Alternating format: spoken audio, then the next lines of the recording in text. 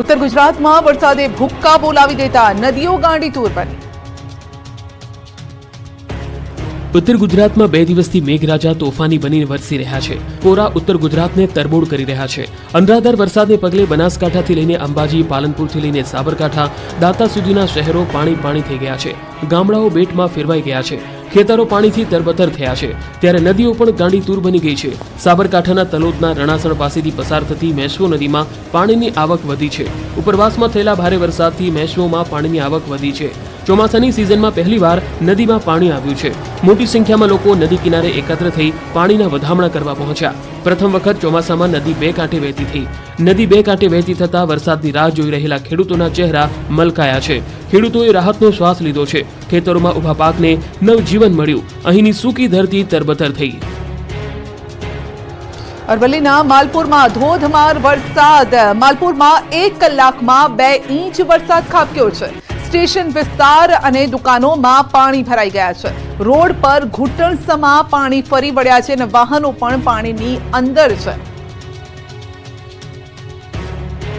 તો સાબરકાંઠાના ઈડરમાં પણ મહેરબાન છે મેઘો, તો કાનપુર ગોધમજી વચ્ચેનો કોઝવે બંધ થઈ ગયો છે। ઈડરના ગ્રામ્ય વિસ્તારોમાં મેઘરાજા મન મૂકીને વરસી રહ્યા છે। નદી નાળા છલકાઈ રહ્યા છે। કાનપુર અને ગોધમજી વચ્ચેથી પસાર થતી ભેંસકા નદીમાં નવા નીર આવ્યા છે। ભેંસકા નદી 2 કાંઠે વહેતી થઈ છે અને સ્થાનિકોમાં પણ ખુશી છે। કોઝવે પરથી પાણી પસાર થતા અવરજવર બંધ કરવી પડી છે। કોઝવે પરથી પાણી પસાર થતું હોવાના કારણે કાનપુર થઈ ગોધમજીને જોડતો માર્ગ જ બંધ થઈ ગયો છે। સાબરકાંઠાના બોઢિયા લાલપુર વચ્ચેથી પસાર થતી ગૌવાવ નદીમાં આવ્યા છે નવા નીર। ઉપરવાસમાં સારા વરસાદને લઈને નદી 2 કાંઠે વહેતી થઈ છે। નદીની આસપાસ આવેલા ગ્રામ્ય વિસ્તારોમાં ખુશી પણ છે। ગૌવાવ નદી 2 કાંઠે વહેતી થતા કુવા બોરમાં નવા જળ આવશે અને એ જળના જે સ્થળ છે તે પણ ઊંચા આવશે। તો નદીમાં નવા નીરની આવક થતા ધરતીપુત્રોમાં આનંદ છે। ઈડરમાં 3.5 ઇંચ વરસાદ ખાબકતા નદીઓ છલકાઈ રહી છે। જિલ્લામાં હજુ પણ અમુક ભાગોમાં વરસાદી ઝાપટા તો અમુક ભાગોમાં કોરો કટ જોવા મળી રહ્યા છે।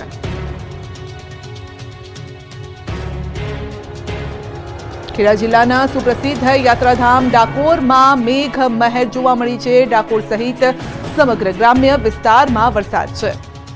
આગરવા, કાલસર, નેસ, રામપુરા, સુઈ ગામમાં વરસ્યો છે વરસાદ। 20 મિનિટથી ડાકોરમાં પડ્યો મુશળધાર વરસાદ। તો વરસાદના કારણે નીચાણવાળા વિસ્તારોમાં પાણી ભરાયા છે। રણછોડરાય મંદિરના મુખ્ય દ્વાર સામે જ પાણી ભરાયેલા છે। તો ડાકોરના ઠાકોરના દર્શન કરવા આવતા યાત્રાળુઓએ ઢીચણ સુધીના પાણીમાંથી પસાર થવું પડે છે। વરસાદના કારણે ભારે ઉકળાટમાંથી આંશિક રાહત મળી છે।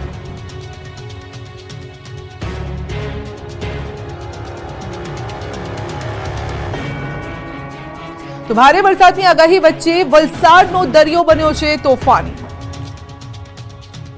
ત્યારે ગુજરાતનો દરિયો પણ તોફાની બન્યો છે।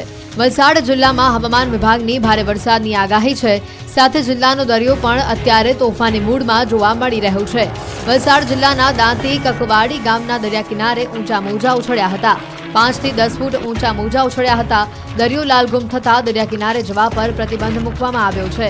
વલસાડ જિલ્લામાં 70 કિલોમીટર લાંબો દરિયા કિનારો છે। ચોમાસા દરમિયાન દરિયામાં મોટી ભરતી આવે છે। આજે પણ દરિયામાં મોટી ભરતીનો સમય હતો। તે દરમિયાન દાંતી કકવાડી ગામના દરિયા કિનારે ઊંચા મોજા ઉછળ્યા હતા અને દરિયાદેવનું ડરામણું રૂપ જોવા મળ્યું હતું।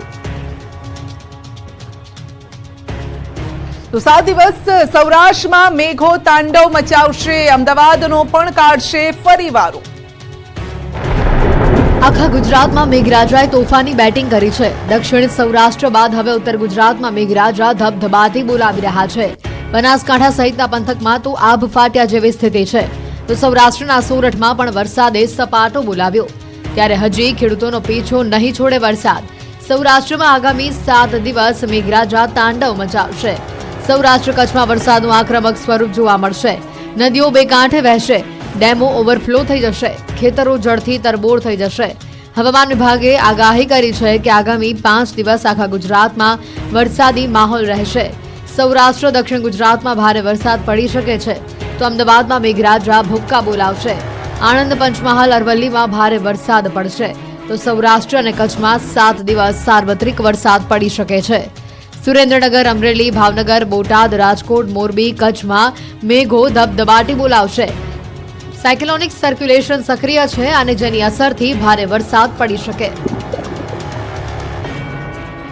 અમરેલીના બાબરામાં મહાકાય પવનચક્કી ટ્રાયલ દરમિયાન જ તૂટી પડી. મજૂરો અને કર્મચારીઓનો આબાદ બચાવ થયો. આ દ્રશ્યો અમરેલીના બાબરાના છે, જ્યાં ખાખરિયા ગામના વાડી વિસ્તારમાં વિશાળકાય પવનચક્કી ધડાકાભેર પડી ગઈ. હજી તો પવનચક્કીનું ટ્રાયલ જ કરાઈ રહ્યું હતું ત્યારે જ તે અચાનક અધવચ્ચેથી ભાંગી ગઈ અને ખેતરમાં પડી, જેના કારણે પવનચક્કીના પાંખિયાઓનો ભૂક્કો બોલાઈ ગયો.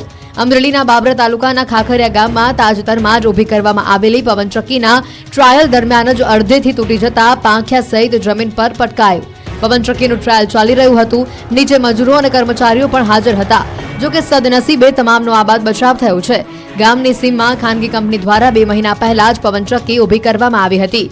આજે પવનચક્કીનું ટ્રાયલ લેવામાં આવી રહ્યું હતું ત્યારે જ પવનચક્કીનો પિલર અડધેથી તૂટી જતા પાંખિયા સહિતની પવનચક્કી જમીન ઉપર ધડાકાભેર પછડાઈ હતી. જાણે કે રમકડું હોય તેમ આખી પવનચક્કી તૂટી ગઈ. અરવલ્લીમાં બાળકોને મૂકવા જતી કારમાં લાગી આગ, તો ગાંધીનગરમાં કરોડોનો બંગલો રાખ. અરવલ્લીના મોડાસામાં રોડ પર દોડતી કારમાં આગ લાગતા અફરાતફરી મચી ગઈ. મોડાસાના મેઢાસણ પાસે સ્કૂલે બાળકોને મૂકવા જતી કારમાં આગ લાગી. કારમાં અચાનક ભીષણ આગ લાગતા ભાગો ભાગોની બૂમોથી રોડ ગુંજી ઉઠ્યો. સ્કૂલમાં બાળકોને મૂકવા જતા વાલીની કારમાં આગ લાગતા કારમાં સવાર પરિવારનો જીવ તાળવે ચોંટ્યો. કારમાં અચાનક બ્લાસ્ટ થતા અફરાતફરી મચી. વાલીની સમય સૂચકતાના કારણે તમામનો બચાવ થયો. મોડાસા ફાયર ફાઈટરે આગ પર કાબુ મેળવ્યો. ગાંધીનગરના ભાટ ખાતે આવેલા જર્મન બંગલોઝમાં ભીષણ આગ લાગી. આગ લાગતા ફાયર બ્રિગેડની 5 ગાડી ઘટના સ્થળ પર પહોંચી. આગ પર કાબુ મેળવવામાં આવ્યો. આગમાં આદિત્ય આર્ય નામના વ્યક્તિનું મોત નીપજ્યું છે. આગ લાગવાથી ઘરનો માલ સામાન બળીને ખાખ થયો. બંગલાની કિંમત લગભગ 10 કરોડ હોવાનું અનુમાન છે. આગ લાગવાનું કારણ જો કે હજી અકબંધ છે. ગુજરાતના સરકારી કર્મચારીઓને ઘી કેળા, મોંઘવારી ભથ્થામાં 4% વધારો, એરિયસ પણ ચૂકવાશે. ગુજરાતના 4.71 લાખ સરકારી કર્મચારીઓ માટે આનંદના સમાચાર આવ્યા છે. રાજ્ય સરકારના કર્મચારીઓના વ્યાપક હિતમાં રાજ્ય સરકારે એક મહત્વપૂર્ણ નિર્ણય કર્યો છે. 7મા પગાર પંચનો લાભ મેળવતા રાજ્ય સરકારના કર્મચારીઓને કેન્દ્રના ધોરણે મોંઘવારી ભથ્થામાં 4% વધારાનો લાભની જાહેરાત કરવામાં આવી છે. 1 જાન્યુઆરી 2024થી આ લાભ આપવાની જાહેરાત કરી છે. આ મોંઘવારી ભથ્થાના વધારાના લાભ રાજ્ય સરકારના પંચાયત સેવાના તથા અન્ય એમ કુલ મળીને 4,71,000 કર્મયોગીઓ અને અંદાજે 4,73,000 જેટલા નિવૃત્ત કર્મચારીઓ એટલે કે પેન્શનર્સને મળવાપાત્ર થશે. મોંઘવારી ભથ્થાની 6 માસની એટલે કે 1 જાન્યુઆરી 2024થી 30 જૂન 2024 સુધીની તફાવતની રકમ 3 હપ્તામાં પગાર સાથે ચૂકવવામાં આવશે. તદનુસાર જાન્યુઆરી 2024 તથા ફેબ્રુઆરી 2024 મહિનાની તફાવતની રકમ જુલાઈ 2024ના પગારની સાથે, માર્ચ અને એપ્રિલ 2024ની તફાવતની રકમ ઓગસ્ટ 2024ના પગારની સાથે તેમજ મે અને જૂન 2024ના મોંઘવારી ભથ્થાની એરિયર્સની રકમ સપ્ટેમ્બર 2024ના પગારની સાથે કર્મયોગીઓને ચૂકવવામાં આવશે. રાજ્ય સરકાર આ એરિયર્સ પેટે કુલ મળીને 1129.51 કરોડ રૂપિયાની કર્મચારીઓને ચૂકવણી કરશે. મુખ્યમંત્રી ભૂપેન્દ્ર પટેલના આ કર્મચારી હિતકારી નિર્ણયના અમલ માટે નાણાં વિભાગ દ્વારા જરૂરી આદેશો કરવા અંગેની પણ સૂચનાઓ આપવામાં આવી છે. રાજકોટ પોલીસ કમિશનરની મનમાની, મીડિયાને પોલીસ કમિશનર કચેરીમાં પ્રવેશ બંધી, કોંગ્રેસનો હોબાળો. ઝપાઝપી, હોબાળો, હલ્લાબોલ, વિરોધ પ્રદર્શન અને ટીંગાટોળીના આ દ્રશ્યો છે રાજકોટના. રાજકોટમાં વરસાદના કારણે વાતાવરણ ભલે ઠંડુ હોય પણ સવારમાં રાજકોટ મહાનગરપાલિકા કચેરીએ કોંગ્રેસ કાર્યકર્તાઓએ વિરોધ પ્રદર્શન કરતા રાજકીય માહોલ ગરમ થઈ ગયો. રાજકોટ ટીઆરપી ગેમ ઝોન અગ્નિકાંડમાં આરોપી મનસુખ સાગઠિયા સાથે ભાજપના નેતાઓ અને ઉચ્ચ અધિકારીઓની સાંઠગાંઠ હોવાના આક્ષેપ પછી મનસુખ સાગઠિયાની નાર્કો ટેસ્ટ તપાસ કરવા કોંગ્રેસે માંગ કરી છે. રાજકોટ પોલીસ કમિશનર કચેરીએ કોંગ્રેસના 7 આગેવાનો રજૂઆત કરવા પહોંચ્યા હતા. કોંગ્રેસ રજૂઆત કરે તે પહેલા જ પોલીસ અને કાર્યકર્તાઓ વચ્ચે ચકમક થઈ ગઈ. કચેરીની બહાર કોંગ્રેસ કાર્યકર્તાઓ અને પોલીસ વચ્ચે ઘર્ષણના દ્રશ્યો સામે આવ્યા. રાજકોટ શહેર કોંગ્રેસ પ્રમુખ અતુલ રાજાણી અને પ્રદેશ કોંગ્રેસના નેતાઓ સહિત 7 નેતાઓની અટકાયત કરવામાં આવી. જો કે આ સમયે મીડિયાને અંદર આવવા મનાઈ ફરમાવી દેવામાં આવી. પીઆઈ, પીએસઆઈ સહિત પોલીસ સ્ટાફને ગેટ ઉપર બંદોબસ્તમાં મૂકી દેવામાં આવ્યા. આવેદનપત્ર પણ સ્વીકારવા ઇનકાર કરવામાં આવ્યો. પોલીસ કમિશનર બ્રજેશ ઝા દ્વારા આ ઇનકાર કરવામાં આવ્યો. બાદમાં કોંગ્રેસના આગેવાનોની અટકાયત કરી દેવામાં આવી. સવાલ એ છે કે રાજકોટ પોલીસને